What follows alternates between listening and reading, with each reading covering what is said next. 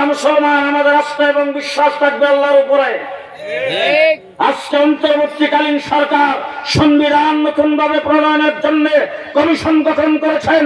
আজকে মাহফিল থেকে দাবি জানাবো, সর্বপ্রথম সংবিধানের মধ্যে রেখে দিতে হবে পূর্ণ আস্থা বিশ্বাস আল্লাহর উপরে।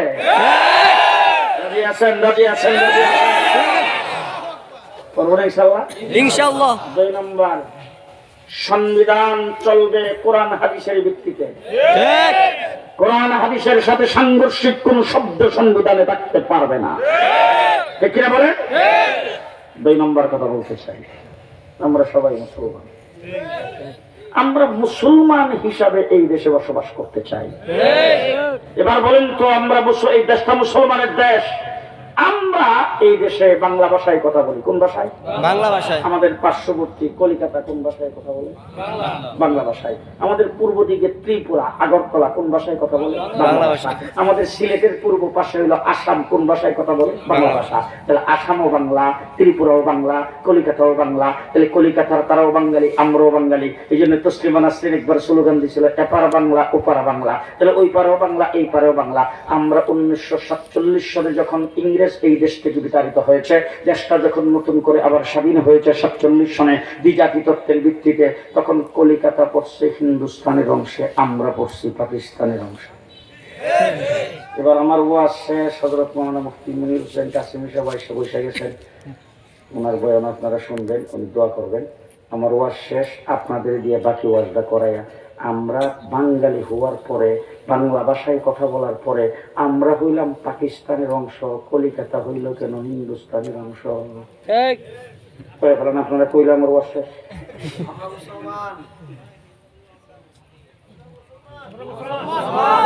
জি মুসলমান, খুব ভালো করে বুঝালেন। আমরা পাকিস্তানের অংশ হয়ে পূর্ব পাকিস্তান হয়েছিলাম মুসলিম হওয়ার কারণে। ঠিক কিনা বলেন? ঠিক কিনা বলেন? এবার আসেন দেখি, পশ্চিম পাকিস্তানিরা যখন আমাদের অধিকারের উপর হস্তক্ষেপ করেছে, তারা যখন আমাদেরকে অধিকার দেয় নাই, তারা যখন আমাদেরকে বঞ্চিত করেছেন, আমাদের দেশের সম্পদকে যখন লুণ্ঠন করেছেন, আমাদের উপর যখন জুলুম নির্যাতন করেছেন, বাংলাদেশের 7.5 কোটি বাঙালি পূর্ব পাকিস্তানের একসাথে অস্ত্র ধরে পশ্চিম পাকিস্তানের বিরুদ্ধে যুদ্ধ করে দেশ স্বাধীন করেছি। 71-এর স্বাধীনতা যুদ্ধ একক কোন দলের ক্রেডিট নয়, 7.5 কোটি বাঙালির ক্রেডিট। ঠিক না বেশি? এবার জিজ্ঞেস করতে চাই, একটু তাকান তো কাশ্মীরের দিকে, কতদিন যাবৎ স্বাধীনতা যুদ্ধ করে? 70 থেকে 72 বছর। স্বাধীন হয়েছে তো? কথা আসতে বলবেন না। স্বাধীন হয়েছে? ত্রিপুরার দিকে তাকান, আসামের দিকে তাকান, 40 বছর পর্যন্ত স্বাধীনতা আন্দোলন করতেছে, হয়েছে কি স্বাধীন? আর আমরা কয় মাস? 9 মাসে আমরা স্বাধীনতা অর্জন করেছি। ঠিক? পরিষ্কার ভালো করে মনে রাখেন, আমরাও 70 বছর আন্দোলন করেও স্বাধীন হতে পারতাম না যদি আমরা মুসলিম হিসাবে পাকিস্তান না হতাম। এই স্বাধীনতার মূলে আমরা মুসলমান। আসতে স্বাধীনতার মূলে মুসলমান, আমরা মুসলমান। সামনে আমরা মুসলমান হিসাবে এই দেশে বসবাস করতে চাই। আজকে পরিষ্কার ভাষায় বলতে চাই, গতকাল স্বাধীনতা বিজয় দিবস গেছে 16 ডিসেম্বর। মোদী একটা বার্তা দিয়েছেন, সেই বার্তায় বলেছেন তারা নাকি 1971 সনে পাকিস্তানের বিরুদ্ধে যুদ্ধ করে জয়যুক্ত হয়েছেন। পরিষ্কার ভাষায় বলতে চাই, তোমরা আমাদেরকে সহযোগিতা করেছো, আমরা তোমাদেরকে ধন্যবাদ মুবারকবাদ জানাইছি। 54 বছর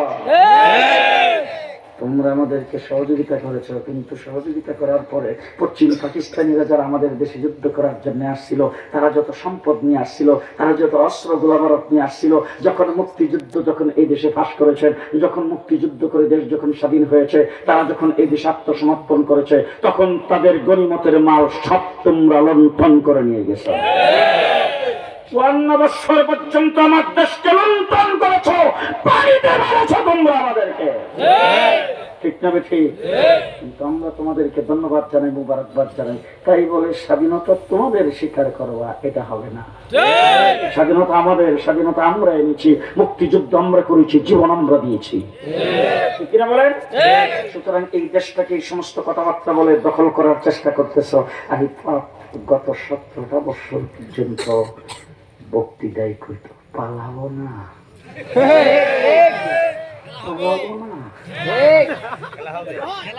দেড় মাস রিমান্ডে ছিলাম, 1.5 মাস। প্রত্যেক দিন অন্তত 50 বার আমার গালি দিত, তুই পাকিস্তানি রাজাকার। আপনাদের আল্লামা শামসুল হক ফরিদপুরি সাহেব পাকিস্তানি রাজাকার, হাফিজ হুজুর পাকিস্তানি রাজাকার, আখর আলী সাহেব পাকিস্তানি রাজাকার, এরকম বড় বড় হুজুরদের নাম বলে বলে বলতো তারা পাকিস্তানি রাজাকার। তোরা হইল তাদের সন্তান, তোরাও পাকিস্তানি রাজাকারের ঘরের রাজাকার। পরিষ্কার ভাষায় বলতেছি, একদিনের জন্য তো পাকিস্তান যাই নাই, গোটা পৃথিবীর অর্ধেকটা পৃথিবী ঘোরাফেরা করেছি। আমাদের পাসপোর্টে তো পাকিস্তানের কোনো সিল নাই, আর ইচ্ছা করলেই তো আমি পাকিস্তান যাইতে পারবো না। তার কারণ হলো আমার বাংলাদেশের বর্ডারের সাথে পাকিস্তানের বর্ডারের কোনো সংযোগ নাই। তোমরা যারা আমাদেরকে পাকিস্তানি রাজাকার বলেছ, আমরা পাকিস্তানি রাজাকার না, আমরা দেশপ্রেমিক। তোমরা যারা গালি দিয়েছ, তোমরা সবাই ইন্ডিয়ান রাজাকার।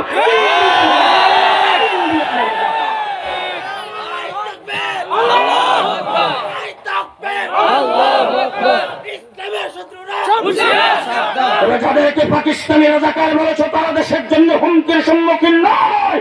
তোমরা পাকিস্তানি রাজাকার বলে, তোমরা ইন্ডিয়ান রাজাকার যারা তোমাদের জন্য বাংলাদেশ হুমকির সম্মুখীন। আজকে পদে পদে তোমরা ষড়যন্ত্র করে যাচ্ছ দেশের বিরুদ্ধে। একবার ইসকনকে লেলায় দাও, একবার ওই সংখ্যালঘুদেরকে লেলায় দাও, আরেকবার বাদ ফিলে ফানি ছেড়ে দাও, কত কিছু করতেছ। তোমাদের কোনো ষড়যন্ত্র কাজ হবে না, কোনো ষড়যন্ত্র কাজ হবে না। আমরা ঐক্যবদ্ধ হয়ে সকলে মিলে পরাজয় শক্তিকে পরাজয় করবো। ঠিক না ঠিক? 15 বছর পর্যন্ত খালি বক্তৃতাই বললা, খেলা হবে। আচ্ছা, আমরা কিন্তু খেলার মাঠেই ছিলাম। জেলে যাওয়ার আগে একজন ইসলামাবাদী সাহেব যেই গলায় বক্তৃতা, জেল থেকে বেরোয়ার পরে বোধ কিছুটা কমছে। আমি জেলে যাওয়ার আগে আপনাদের এখানে আসছি, জেল খাইতে খাবার পরেও আসছি। বলেন তো দেখি বক্তৃতার দাস কোনো দিক দিয়া কোনো বেশ কমেছে? তাহলে 15 বছর আমরা খেলার মাঠে ছিলাম। তবে দুঃখ এই জায়গায়, তোমরা নিজেরা আমাদের সঙ্গে খেলতে পারো নাই, পুলিশ লীগের মাধ্যমে তাদের অস্ত্রের বিনিময়ে খেলছ। সেই পুলিশ তোমাদেরকে আর তোমাদের সাথ দেয় নাই। তোমাদের পাশ থেকে যখন পুলিশ চলে গেছে, তোমরা গর্তের ভিতরে ঢুকে গেছো। আজকে আসো দেখি কত দানে কত চাউল। খেলা হবে খোলা মাঠে, আসো দেখি এবার খেলা হবে।